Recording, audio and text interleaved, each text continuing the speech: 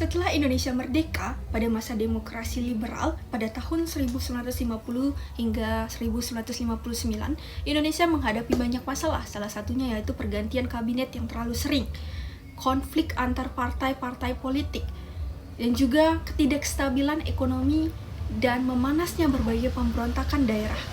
Situasi ini membuat pemerintah sulit bekerja secara efektif. Presiden Soekarno kemudian mengusulkan konsep demokrasi terpimpin, yaitu demokrasi yang dipimpin oleh satu figur agar negara lebih stabil.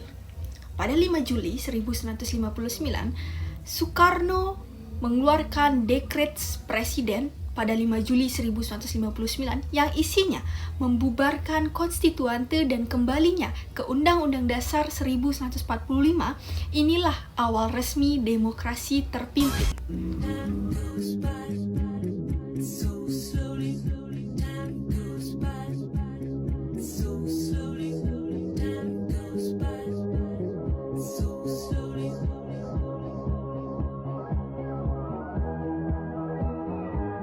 Pada masa demokrasi terpimpin, terjadi beberapa perubahan besar antara lain seperti contohnya, presiden memiliki kekuasaan yang sangat besar.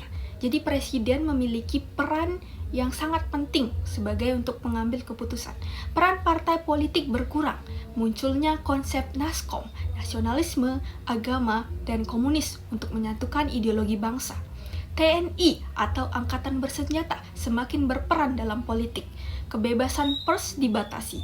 Demokrasi terpimpin bertujuan menciptakan stabilitas nasional, tetapi justru menimbulkan ketegangan politik yang baru. Adapun peristiwa-peristiwa penting yang terjadi pada masa demokrasi terpimpin. Beberapa peristiwa besar terjadi pada periode ini, yaitu yang pertama, konfrontasi dengan Malaysia pada tahun 1963 sampai dengan 1965. Soekarno menolak pembentukan Federasi Malaysia karena dianggap sebagai proyek neokolonialisme sehingga terjadi konfrontasi militer dan politik. Kemudian yang kedua, Indonesia keluar dari PBB pada tahun 1965. Ketika Malaysia diterima sebagai anggota tidak tetap Dewan Keamanan PBB, Indonesia memilih keluar sebagai bentuk protes. Kemudian yang ketiga, pengaruh PKI semakin kuat. Partai Komunis Indonesia mendapat ruang besar dalam pemerintahan melalui konsep NASKOM yang memicu ketegangan dengan TNI dan kelompok keagamaan.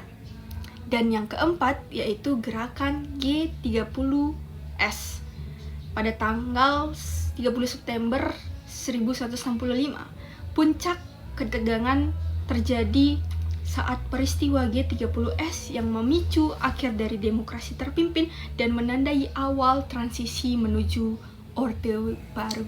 Demokrasi terpimpin adalah masa penuh dinamika yang membentuk perjalanan politik Indonesia.